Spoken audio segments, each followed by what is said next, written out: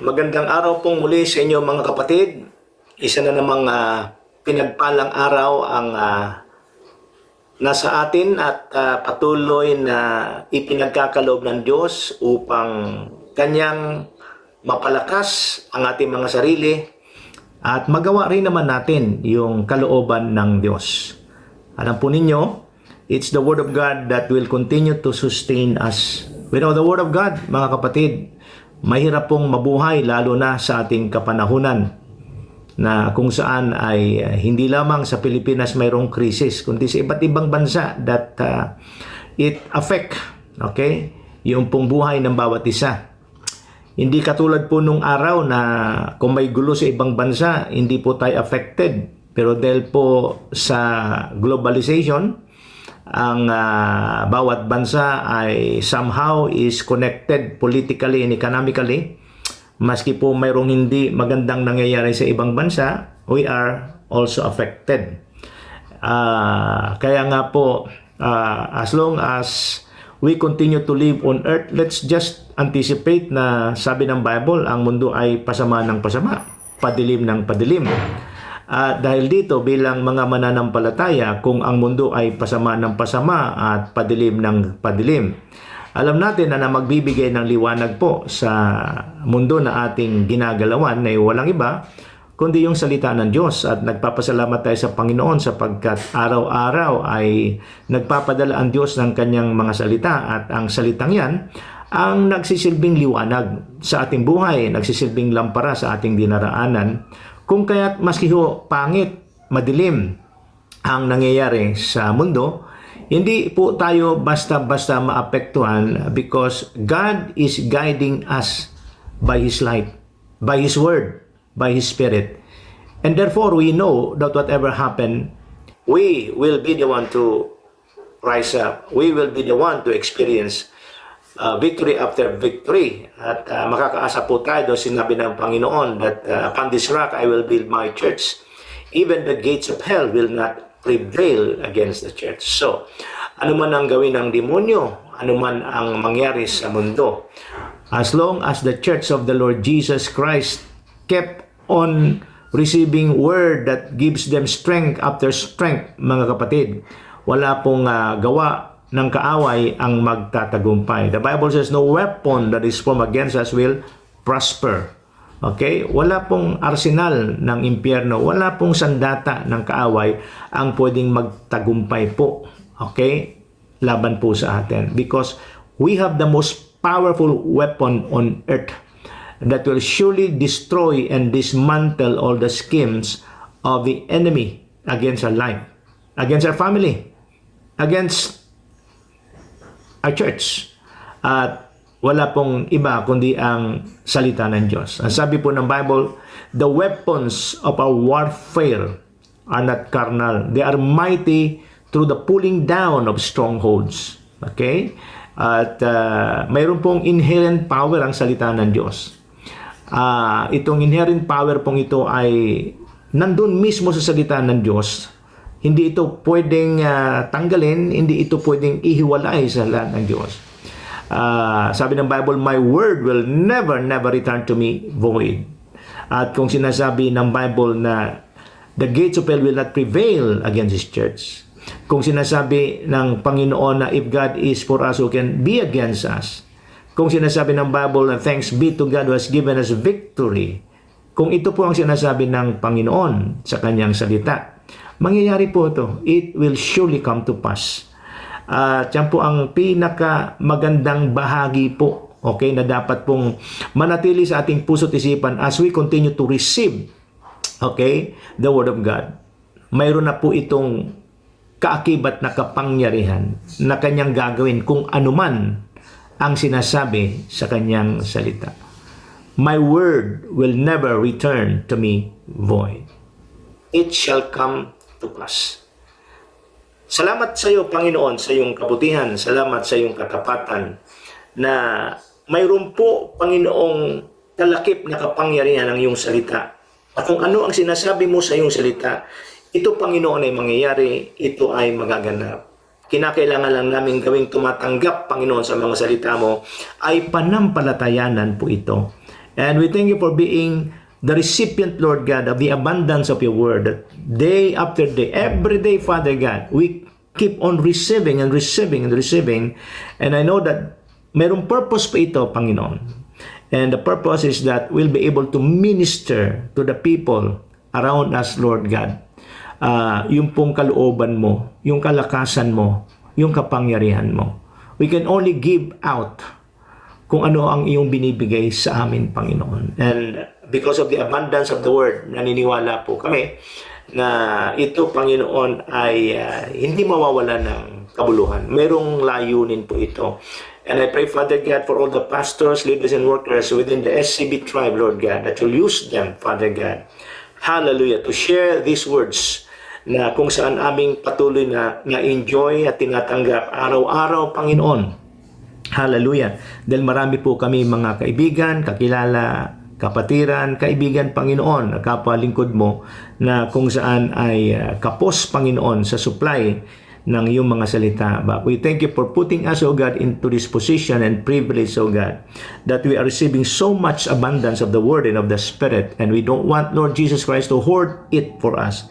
We want to share it with others, O God. Help us, empower us, Lord Jesus Christ, na ito yung mabahagi, Panginoon. Not only, Lord God, through streamings, but, Lord God, through the internet, O God, through the Zoom, through our casual communication sa mga kaibigan namin, Panginoon, here and abroad. Thank you, Lord God, sapagkat you will empower each and every one of us, Panginoon, na ibahagi, Panginoon, yung mga bagay na itinuturo po ninyo sa amin ng iyong salita, Panginoon. Kasi alam po namin that this will be the hope, Father God, pag-asa ng mga tao, Panginoon, na kinakailangan nila sa gitna, Panginoon, ng isang panahon na marami ang nawawala ng pag-asa. We thank you, Father God, in Jesus' name. Amen. Magpapatuloy po tayo sa ating series study entitled Managing Your Finances Well. Tayo po ay nasa lessons or principle on management from the parable of the shrewd manager. Hindi ko po ito natapos noong nakaraan. Hopefully ay matapos ko ito pong lessons na ito. I think there are 12 lessons or principles that we're going to study. Okay? Dito po sa the parable of the shrewd manager. Again, let me read it for you. Luke chapter 16 verse 1 to 12. Ganito ang sinasabi. Jesus told his disciple, there was a rich man whose manager was accused of wasting his possession. So he called him in and asked him, what is this I hear about you? Give an account of your management, because you cannot be manager any longer. The manager said to himself, what shall I do now? My master is taking away my job. I am not strong enough to dig, and I'm ashamed to beg. I know what I'll do so that when I lose my job here, people will welcome me into their houses. So he called in each one of the master's debtors. He asked the first, how much do you owe my master? 900 gallons of olive oil, he replied. The manager told him, take your bill, sit down quickly, and make it 450. Then he asked the second, and how much do you owe? 8,000 bushel of wheat, he replied. He told him, take your bill and make it 800. The master commended the dishonest manager because he had acted shrewdly. For the people of this world are more shrewd in dealing with their own kind than are the people of the light. I tell you, use worldly wealth to gain friends for yourself, so that when it is gone, you will be welcomed into eternal dwellings. Whoever can be trusted with very little, can also be trusted with much, and whoever is dishonest with very little will also be dishonest with much. So if you have not been trustworthy in handling worldly wealth, who will trust you with true riches? And if you have not been trustworthy with someone else's property, who will give you property of your own? Muli mga kapatid, we are going to study lessons or principles on management based on the parable of the shrewd manager. In this parable, I will be sharing with you 12 lessons or principles. At mayroon na pong mga nauna nung nakaraang streaming po natin. Ang unang prinsipyo o lesson na aking tinalakay sa inyo is, number 1, the bad manager wasted the resources entrusted to him. This is the story. This is the opening of the story. Okay? Ang sabi ng Luke 16 verse 1, Jesus told his disciple, there was a rich man whose manager was accused of wasting his possession. This is the problem introduced in this parable. Okay? A manager was accused of wasting his possession. So, lahat po tayo, mga kapatid, ay binigyan ng Panginoon ng resources. Pinagkatiwala ito sa atin, ang dahilan dahil ito rin ang pagmumulan ng lahat ng kakailanganin po natin sa buhay pong ito. Nabanggit ko po sa inyo, mga kapatid, noong nakaraan, that these resources that God entrusted us, okay, come to us in the form of time. How do we use our time, our strength, our skill, our ideas? Ito po ang most common avenues by which money, resources comes to us. Pero hindi lamang po dito sa apat na to nalilimita ang iba pang manner or forma po ng resources na pinagkaloob sa atin. Ang iba po dyan ay relationships, okay? Influence, connection, opportunities. Ito pong mga bagay na akin pong nabanggit ko po sa inyo. Aside from time, skill, time, strength, skill, and idea. Okay? God is also using relationships, okay, to bless us. God is also using our influence as a resources to bless us. Our connection, opportunities, and the like. Now, what are we going to do? What have we done with all these resources? Mga kapatid, we can maximize this or we can waste it. And the Bible says that a bad manager wastes these resources. The second principle na natalakay ko na po sa inyo nung nakaraan is that bad management will surely be exposed. Bad management will surely be exposed. Luke 16 verse 2. So he called him in and asked him, what is this I hear about you? Give an account of your management because you cannot be manager any longer. What is this I hear about you? Whether we're good in management or bad manager, it will be exposed. People will know it. People will learn of it. People will see it.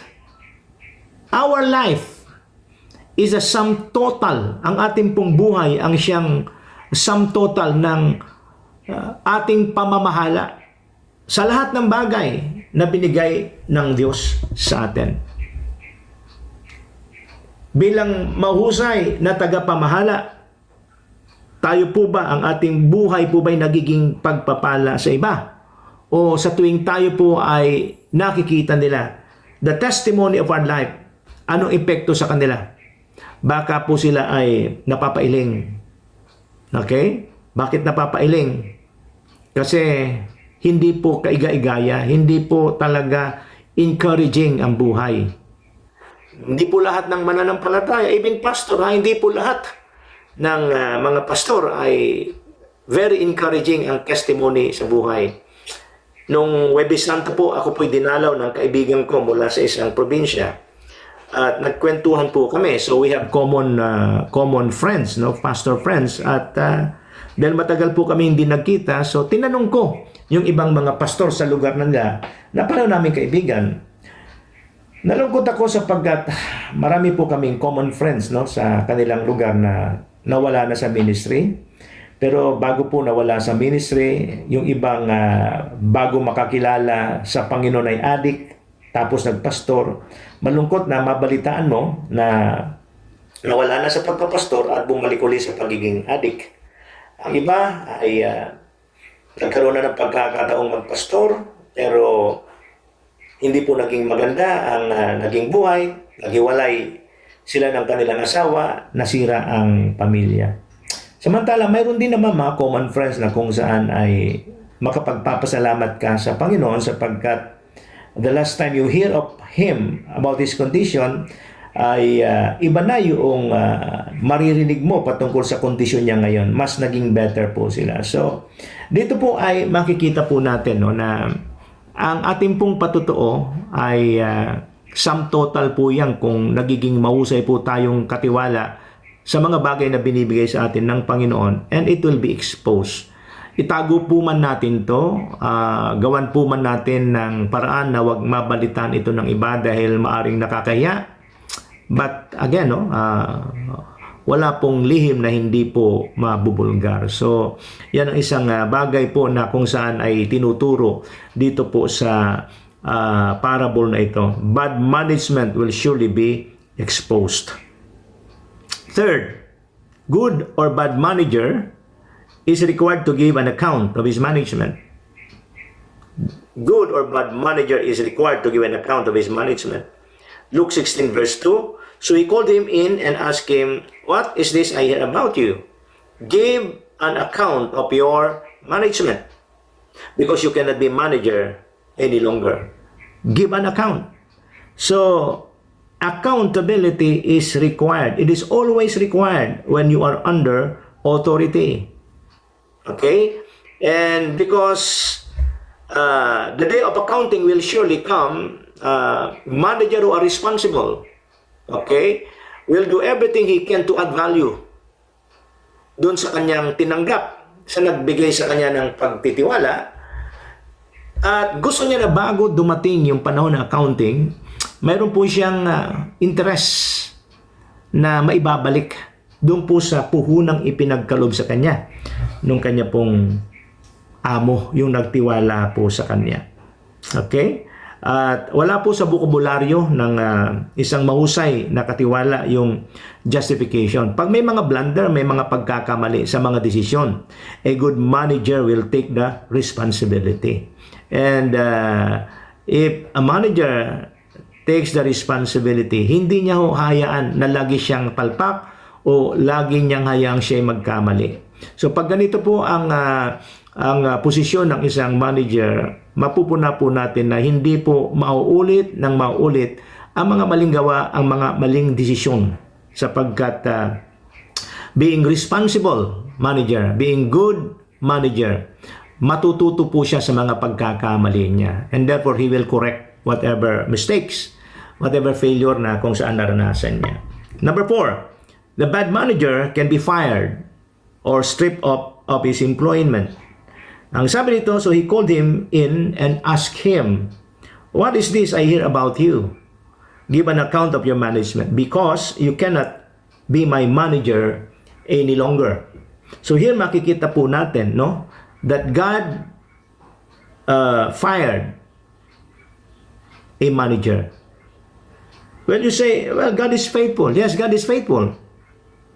But God can also fire us, because He will not allow unfaithfulness. He will not allow mismanagement. Okay?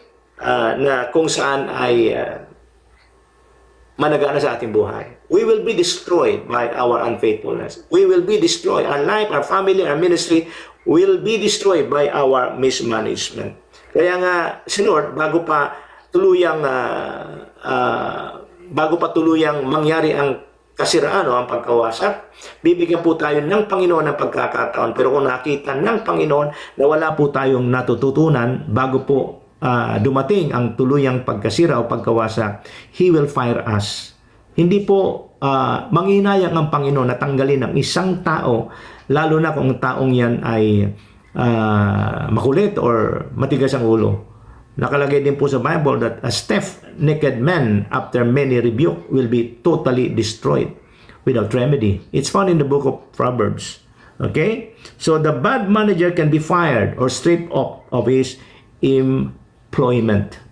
At pag ang Diyos mismo ang naghubad, tumanggal ng ating pong employment, ng posisyon na pinagkaloob niya sa atin, mahirapan po na mayroong magtiwala sa atin. Kaya nga kung mayroon po tayong kung tayo ay pinagkatiwalaan ngayon, okay, ng isang bagay, maski maliit lang ho yan, okay, maski maliit yan, gawin po natin yung the best, okay, kasi yan po i-testing sa atin kung tayo po ay mapagkakatiwalaan pa.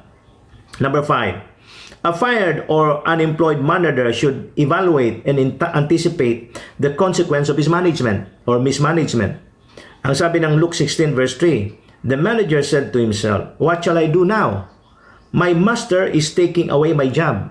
I am not strong enough to dig, and I am ashamed to beg." You see, hindi po maiwasan, no?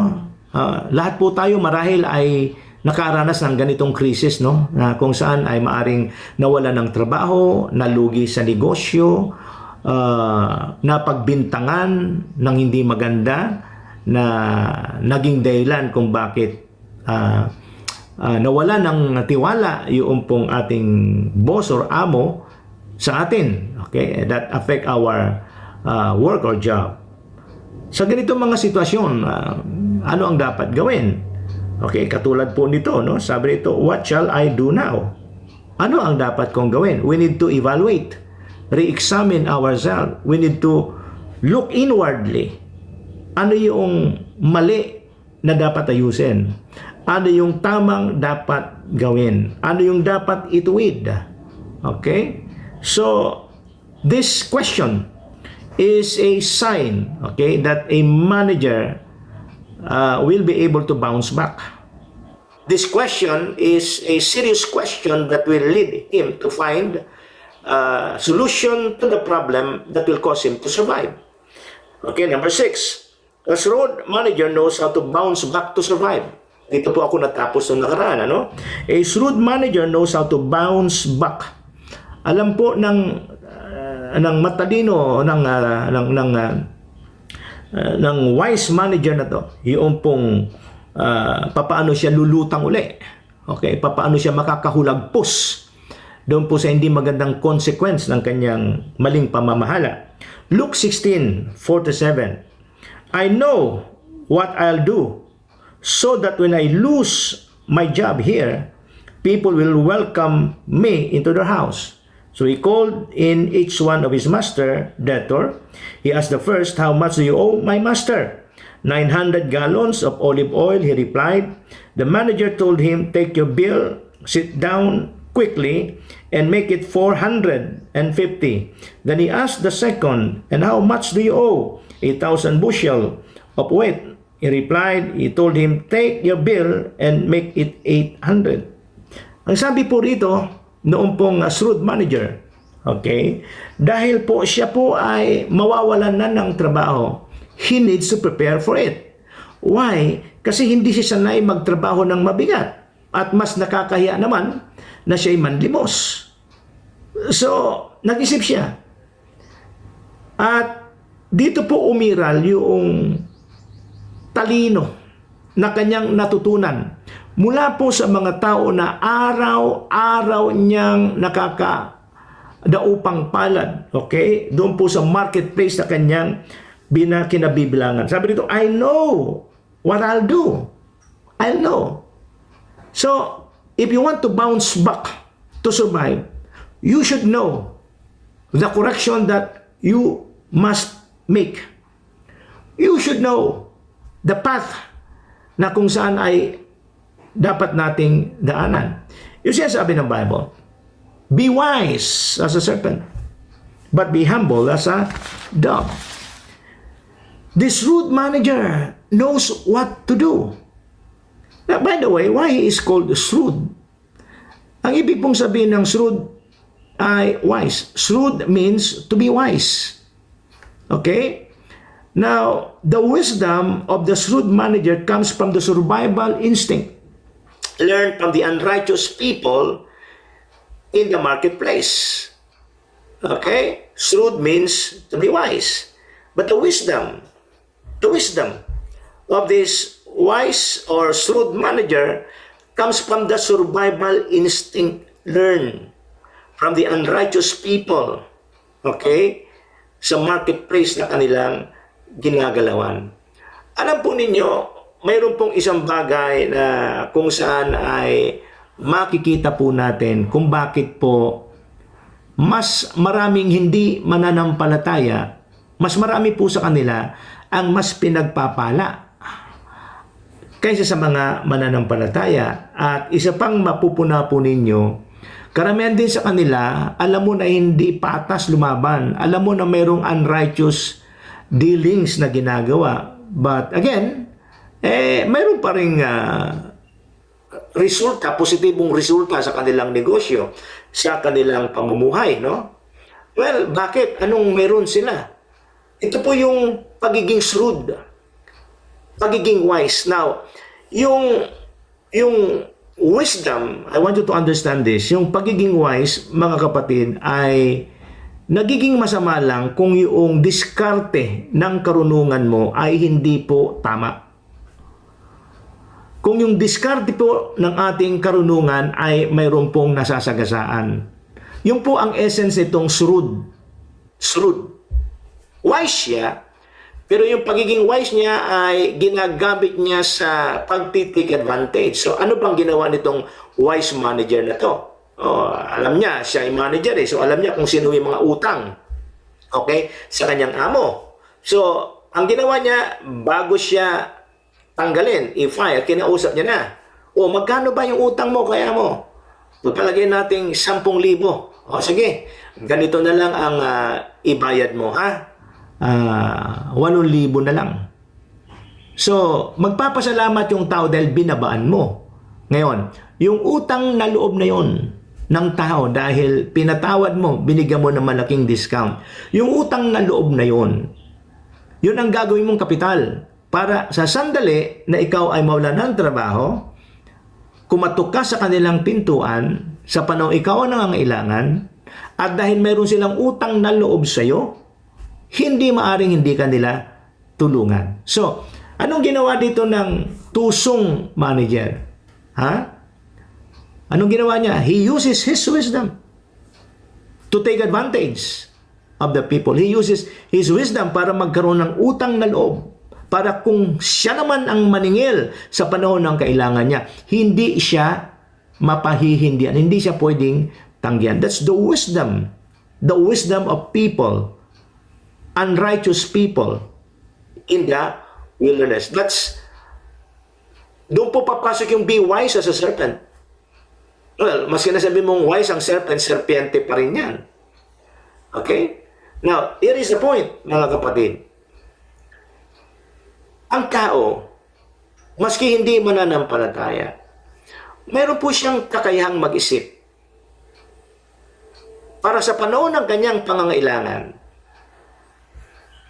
makakaisip siya ng diskarte sa buhay na mag-aalis sa kanya sa isang miserableng kalagayan. At dahil nga unrighteous,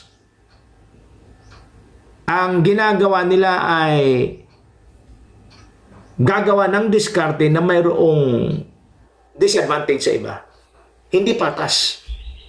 Pero, maski hindi patas, na-serve yung purpose. Ano yun?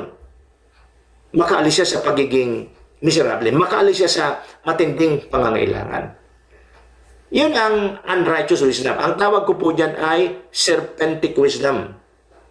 Ano po ninyo, si Solomon, nung maging hari, sabi niya, Lord, sino ang mayroong kakayahang maghari, mamahala, napakalawak, napakaraming tao nito. I'm not asking for silver and gold. I'm asking for wisdom. Kaya nakalagay po sa James, di ba? If any one of you lack wisdom, humingi siya sa Diyos sapagkat ang Diyos ay nagbibigay din ng masagana. So, mayroon tinatawag na Solomonic wisdom. Solomonic wisdom is the wisdom that God has given to Solomon. Yung serpentic wisdom, this is the wisdom, karunungan, okay? Kaya nga serpentic, galing sa ahas. Kung pagmamasdan nyo, be wise as a serpent, be humble as a dove, kung mapupuna po ninyo, ang ahas po, bago niya tuklawin, ulunukin, pilipitin, Okay? Yung kanyang magiging biktima. It appears to be harmless. It appears to be harmless. Yun nga ho ang dahilan kung bakit si Adan at si Eva ay natukso eh. Sabi ng Bible, now the serpent was more crafty than all of the creation in the garden. Alam po ninyo, ang itsura po ng ahas nung araw ay talagang hindi mo katatakutan.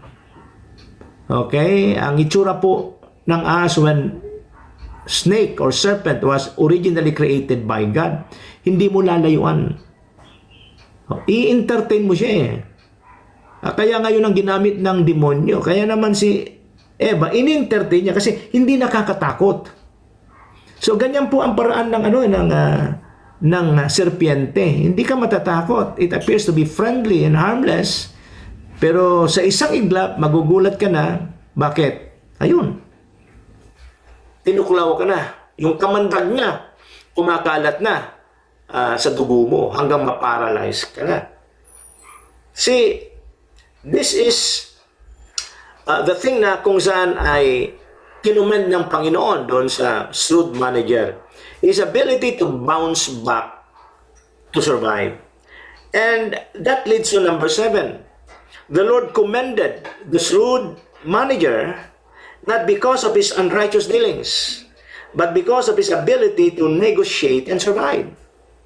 The Lord commended, pinuri po ng Panginoon yung pong shrewd manager, wise manager, not because of his unrighteous dealings. Okay, pinuri niya ito hindi dahil po sa kanyang tawag dito take advantage, okay? Doon sa nagkakautang sa amo niya sa pamamagitan po ng pagbabawas niya, pagbibigyan niya ng malaking discount, okay? Para magkaroon ng utang na loob sa kanya. Yung wisdom niya, ginamit niya ay nagnakaw ho siya sa pag-aari ng kanyang amo para magkaroon ng utang na loob. Okay? Itong mga taong to sa kanya. Sa papaanong paraan? Pagbibigay ng malaking diskwento. Pero yung malaking diskwentong yun, in a way, ninakaw sa amo. Bakit niya ginawa ito?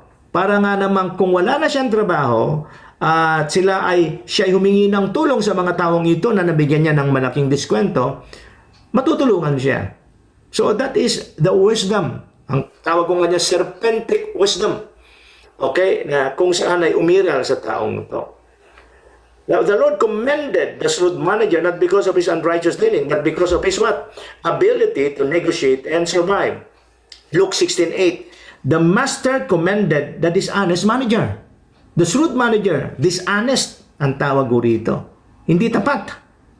Because he had acted shrewdly. Bakit daw po? Dahil siya ay kumilos ng may karunungan o talino.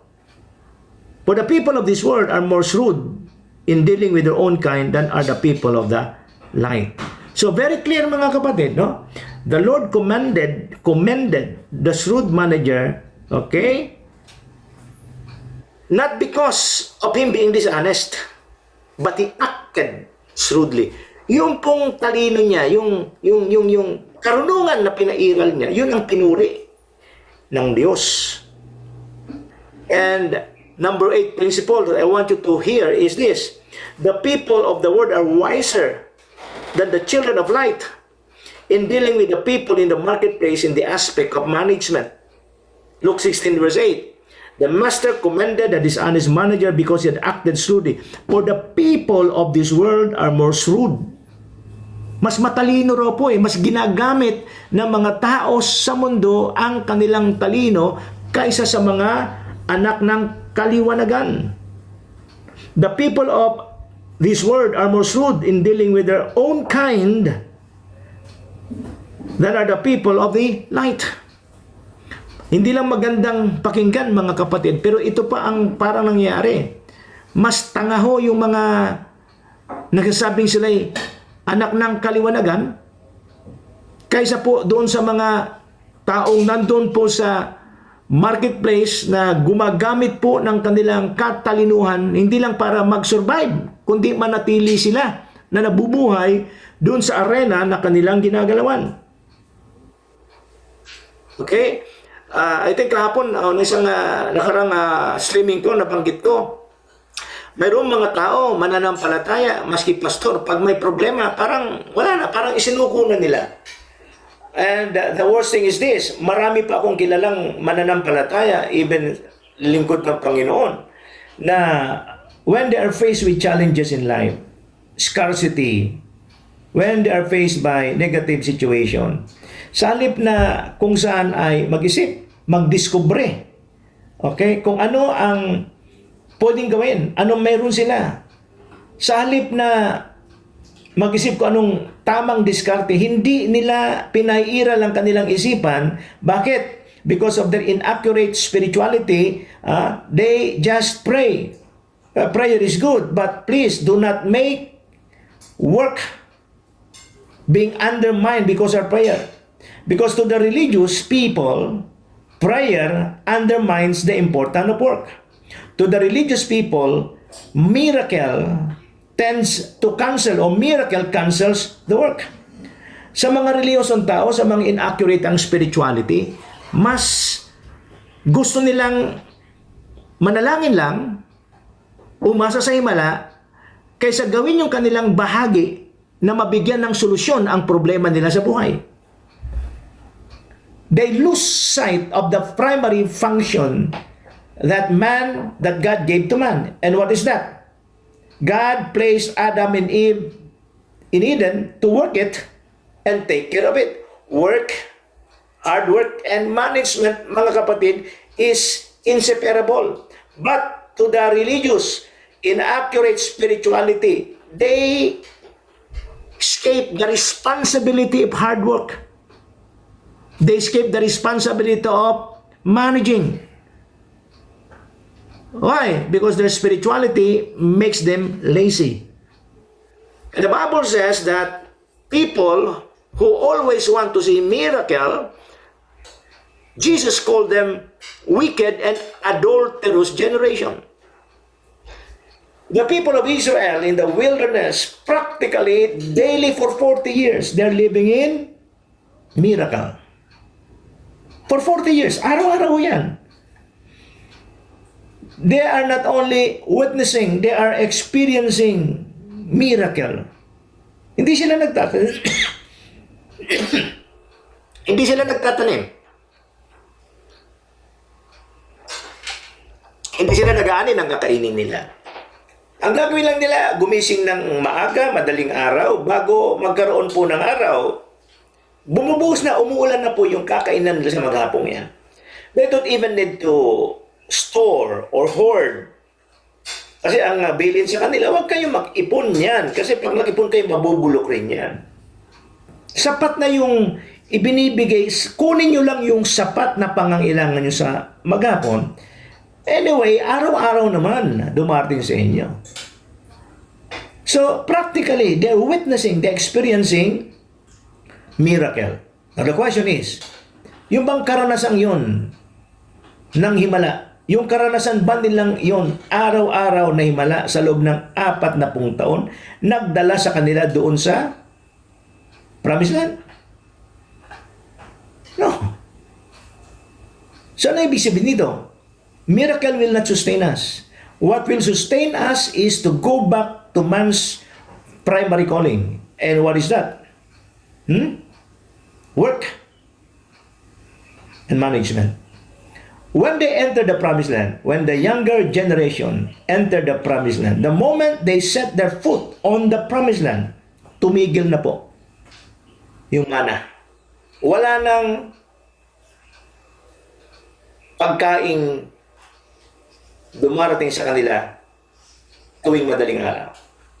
Immediately after they set their foot on the Promised Land, they started to eat the produce of the land. Now, for them to be sustained in the Promised Land, they need to replenish, they need to plant, they need to work, they need to manage, okay, the resources na pinuproduce ng land. That is how God will sustain us. Okay? Number 9. The wise manager uses his wealth and influence to make friends with people in the marketplace who are more successful than him. The 9th principle or lessons of management: the wise manager uses his wealth and influence to make friends with people in the marketplace who are more successful than him. I tell you, use worldly wealth. Use worldly wealth to gain friends for yourself, so that when it is gone, you will be welcome into eternal dwellings. Now, I want to focus doon po sa use worldly wealth to gain friends for yourself. Now, what is the context of this? Ang context po dito sa parable na to ay magandang matutunan po natin yung diskarte ng wise manager na to. Bagamat yung paraan ay hindi matuwid, pero yung prinsipyo po ay tama eh. Ano yun? Hindi siya umasa sa himala, hindi siya umasa sa prayer. He used whatever God has given him inside. The idea, the strength, the talent, the time. He used it. He discovered from his idea what to do. And we know what happened? Nagkaroon po ng utang na loob yung mga tao sa kanya. And Jesus Christ himself said that he commended that dishonest manager because he acted shrewdly. Hindi siya pinuri dahil siya ay unrighteous, dishonest manager. Ang dahilan ng pagpupuri, pagbibigay ng commendation ng Diyos doon sa dishonest manager is that he acted shrewdly. Naging matalino siya. Now, mga kapatid, kanina binanggit ko sa inyo, mas marami pong mayayaman na mga hindi mananampalataya kaysa sa mananampalataya. Bakit kaya? Ha? It's because of their exposure sa kapwa nila doon sa marketplace nila. The opportunity for them to become rich is so big compared to the opportunity of the people in the kingdom of light. Bakit? Inaccurate spirituality will cause you to what? To avoid people who deal unrighteous sa kanilang mga kapwa. Kasi ang ating pong sinasabi, huwag kayong makipamatok sa hindi mananampalataya. Iba po ang konteksto noon. At kung ganun po ang mangyayari, baka maging katulad din tayo ng mga Hudyo that salvation is exclusively for the Jews only. We can learn from the pagan. We can learn from successful businessmen who are not righteous. We can learn from them. At ang sabi po rito, use your worldly wealth to gain friends. Gamitin mo yung kayamanan mo. Gamitin mo yung impluensya mo to gain friends. Sino pong friends na tinutukoy ito? These are the people in the like of this shrewd manager. Why we need to make friends with them? Kasi pag kaibigan mo yan, hindi ba mayroong mga sekreto ang isang tao na kanya lang sasabihin sa kanyang kaibigan. So the moment we make friends with them, using our wealth, using our influence,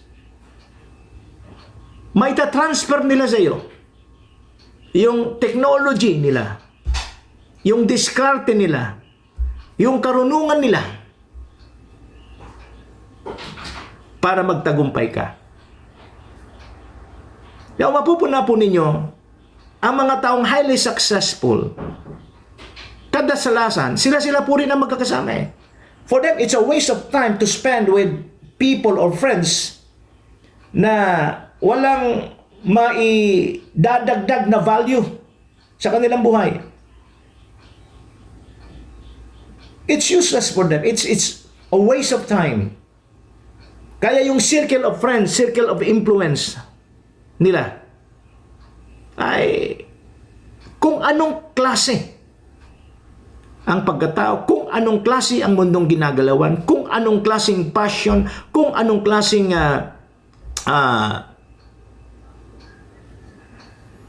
negosyo, kung anong klaseng mundo. Sila magkakasama ron. And they learn from each other. Samantala, because of inaccurate spirituality, tayo pong mga mananampalataya, we don't want to make friends with them kasi makukontaminate ho tayo. The Master said, use worldly wealth to gain friends for yourself. In a way, the wise manager uses his wealth and influence to make friends with people in the market who are more successful than him. Pwede rin pala tayong mag-benepisyo kung mayroon po tayong mga kaibigang manager ng malaking kumpanya. Pwede ka rin magbenepisyo kung mayroon po tayong kaibigan na mga pilantropo. Pwede po tayong magbenepisyo kung mayroon po tayong mga kaibigan na mga politiko, mga negosyante. Believer or unbeliever, we can benefit from them. How? By knowing why they become successful in their sphere of influence. Why they become successful in their fields. Because when they become your friend, a friend can tell their secrets sa kanyang kapwa kaibigan. You know, ang iba, kinakailangan pa mag-aral. Kinakailangan pa pumasok sa isang institute para pag-aralan kung paano maging successful. But if you are friends with these people, mga kapatid, informal, pero meron kang natututunan. So that's the purpose. Okay? Why Jesus said to them, use worldly wealth to gain friends for yourself. Number 10, the wise manager knows how to maximize the little resources that he has. The wise manager knows how to maximize the little resources that he has. Luke 16 verse 10, whoever can be trusted with very little can also be trusted with much. Whoever is dishonest with very little will also be dishonest with much. So, anong tinutukoy sa atin dito? Huwag po tayo magmadali. Kung anong meron tayo ngayon, kung anong oportunidad meron tayo ngayon, kung anong negosyo meron tayo ngayon, kung anong trabaho natin ngayon, maski na sa tingin mo maliit, insignificant, maximize the resources. Maximize your potential in handling that resources. Because the moment we can be trusted by little things, one day magugulat ka. Kung ikaw dati assistant lang, ikaw dati ay utusan lang. But if you are faithful in handling little things, magugulat ka when God reward you. Big things is attracted by little things handled, managed accurately. Yung malalaking bagay daw po, na-attract yan. Okay? Sa maliliit na napapangasiwaan ng maayos. 11th lesson or principle. The wise manager knows that the key to receive true riches depend on how he uses his worldly wealth. The wise manager knows that the key to receive true riches depends on how he uses his worldly wealth. Luke 16:11. So if you have not been trustworthy in handling worldly wealth, who will trust you with true riches? Material wealth does not necessarily mean true riches. Marami po tayong kilalang tao, sobra ang yaman, pero alam natin na hindi yun ang tunay na kayamanan. Ano ba tunay na kayamanan? Ang tunay na kayamanan, mga kapatid, let's say in Proverbs 10:22, basahin ko sa inyo rito. The blessing of the Lord brings wealth.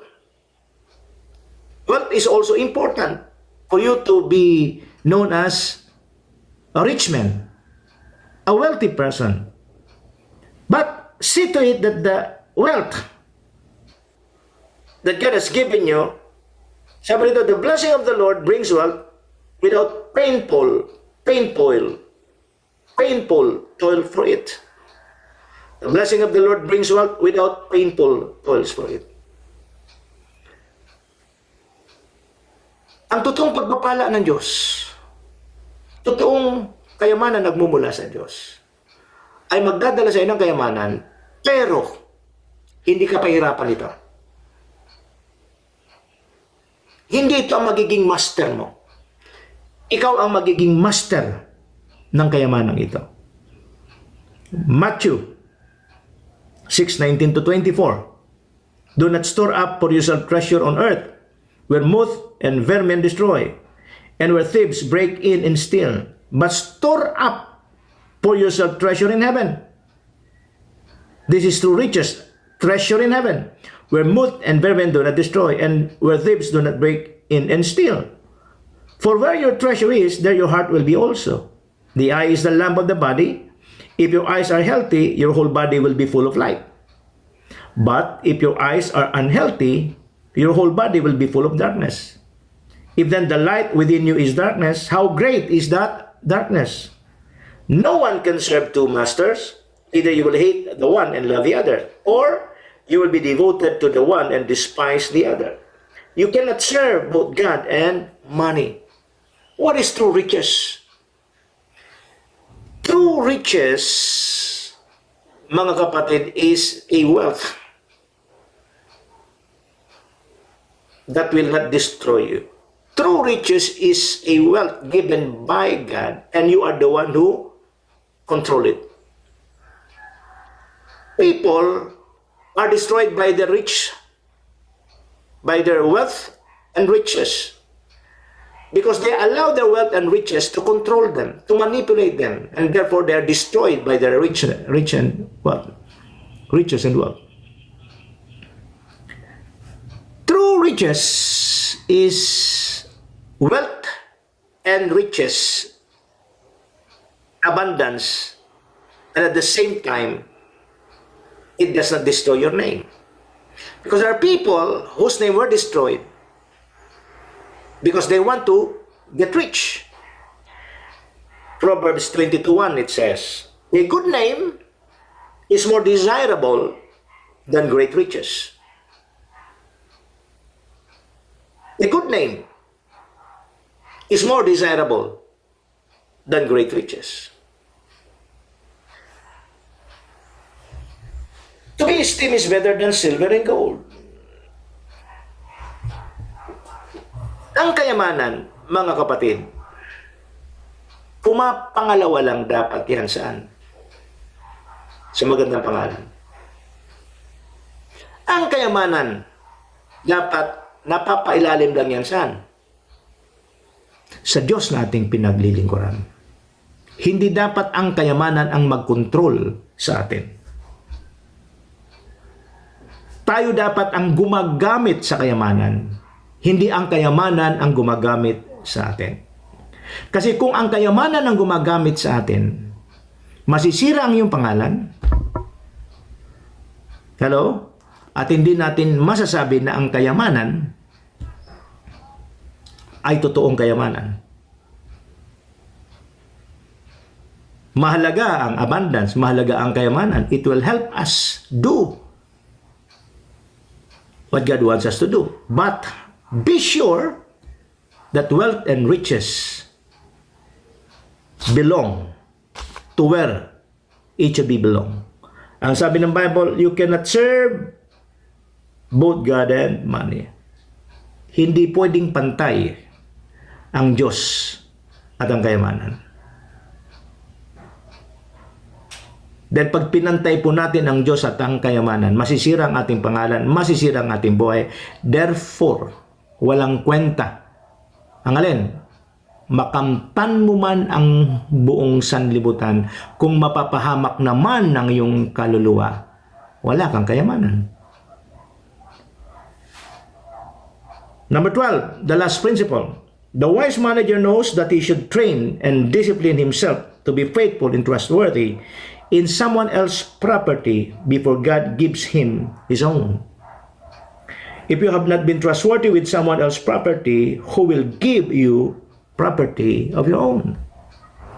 That is why wala pong tao na kung saan ay hindi dadaan sa pagiging empleyado. If a person wants to become a businessman, he needs to go through what? The process.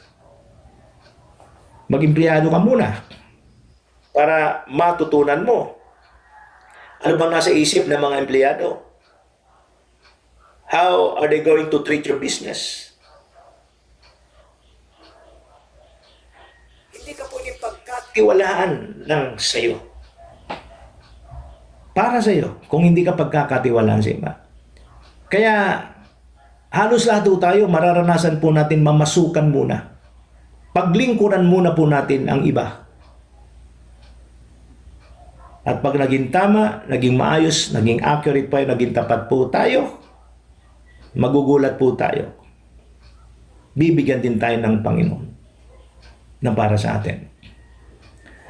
Patutuo ko sa inyo, I think, nung ako'y magsimula sa paglilingkod sa Panginoon, sa akin basta maglingkod lang. Wala akong pakialam, magiging pastor ako, senior pastor ako, whatever. Maglingkod lang. Naging assistant pastor po ako at Elders and Church for 12 years. Pero aminin ko po sa inyo, dumating din sa punto na nagkaroon ako ng insecurity. Nagkaroon din po ako ng katanungan. Nung may pamilya na ako, sabi ko, hanggang assistant pastor na lang ba ako?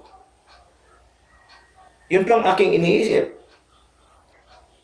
Kasi, pag ikay assistant pastor lang, hindi ka makakadiskarte, you're not the leader. Lalo na kung may pamilya ka. Maghintay ka lang ng order. Wala sa iyo yung command. Wala sa iyo yung diskarte. So that was the question. Habang buhay po ba ako, Panginoon, na mag-assistant pastor lang? Pero, inalis ko yun, nilabanan ko yun. Kasi pag ang insecurity po ay lumalakas, rebuke it. Suppress it. Don't entertain it. Dahil pag in-entertain mo yan, lalamunin ka yan. And your insecurity will cause you to do something that later on pagsisisihan mo. Baka mauna ka sa Diyos. Ano ibig sabihin mauna ka sa Diyos? Hindi pa pinagagawa ng Diyos sa iyo, inunahan mo na. Kaya po maraming assistant pastor hindi nakatiis. Siniraan ng pastor para matanggal ang pastor at siya maging senior pastor. How can? Sabi dito, who will give you your own property if you are not trustworthy with someone else's property? Hindi ko pinangarap na magkaroon ng sariling ministry to the body of Christ. Pero nung araw po, I learned to work with the Intercessor for the Philippines. Talagang simula po talaga ako sa, alala ko, minsan isinama ako sa isang bisyon namin sa Cebu. 5 piso lang po yung pera ko sa bulsa, yung personal ko. Ang ganda po ng hotel na tinuluyan ko, yung Waterfront Hotel. Kasi po pag kami po ay pinapalakad noon, libre ang pang-eroplano, ang tulugan. May mga tulugan maganda, mayroong mga hindi gaano maganda, pero wala sa akin yun. Sa akin, masaya ako na kung saan nagagamit ko yung kaloob ng Diyos sa akin to build the body of Christ. Alala ko, first time kong check-in po doon sa Waterfront Hotel. Pag nagtututbraso, hindi ko ginagamit yung baso. Sa kamay lang ako . Kasi baka madulaso at mabasag ko yung baso. Nakakaya, wala akong pambayad. Alam niyo naman po sa malalaking hotel, bago ka mag-check out, titingnan kung mayroong mga naperwisyo, may mga damage at mababayaran sa iyo. During that time, mga kapatid, assistant pastor lang ako. Walang financial na support pag nasa labas. Ba't tuloy lang tuloy lang. May magagandang lugar, may pangit na lugar, may mabigat na trabaho, may madali. Tuloy lang. Until one day, the Lord gave me my own ministry, and that is the School of Church Builder. And sabi rito, and if you have not been trustworthy with someone else's property, who will give you property of your own? Negosyante ka. If you want God to give you your own business, be faithful to someone else's business. Kung ikaw ay pinagkatiwalaan dyan, be faithful, be accountable, be responsible. Magugulat ka. Isang araw, bigyan ka ng Panginoon ng pagkakataong magkaroon ng sarili mo. So this is lessons and principles of life. And these lessons and principles of life have something to do with how we manage everything that God is giving us. Mga kapatid, I think this is the 23 or 24 series. 24 part series study ng Managing Your Finances Well. At masaya ko pong sinasabi sa inyo na this end our series study. Pero nawa, mga kapatid, ay malaki po ang ating natutunan. With all those teachings, with all those principles, with all those days of watching, listening, studying, pag wala po tayong nakitang pagbabago sa ating buhay, lalong-lalo na sa isyu ng pananalapi, wala po tayong natutunan. Ako po'y naniniwala na kung ating pong tinanggap, natutunan po natin dito, tinanggap natin, in-apply sa ating buhay, I assure you, I guarantee you, iangat ng Diyos ang ating pong pinansyal na pamumuhay. If God is able to lift up our spiritual life in the same way, God wants us to see living in abundant life. And these principles, inilatag ito sa atin ng Panginoon. Sa loob po ng 23, 24 na bahagi po ng serye ng pag-aaral na ito, ibinigay ito sa atin ng Panginoon in extensive, comprehensive, detailed study. At palagay ko, wala pong magiging dahilan on our part. At sabi natin, Lord, it does not work. No. If it will not work in you because you don't work it out in your life. But you're going to work out in your life the principles you have learned. God is faithful. He who began a good work in you will bring it to completion. God will not only bless you spiritually. God will not only bless you physically. God will not only bless you ministerially. The purpose of this teaching about managing your finances well is for you to experience how God will bless you financially. Father, we thank you. We honor you.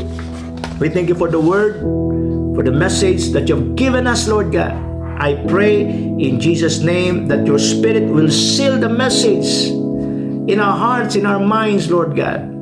At hayaan po ninyo, Panginoon, that as you release your grace that will cause each and every one of us, Lord God, na tumanggap nito, let your grace cause us to work the principles.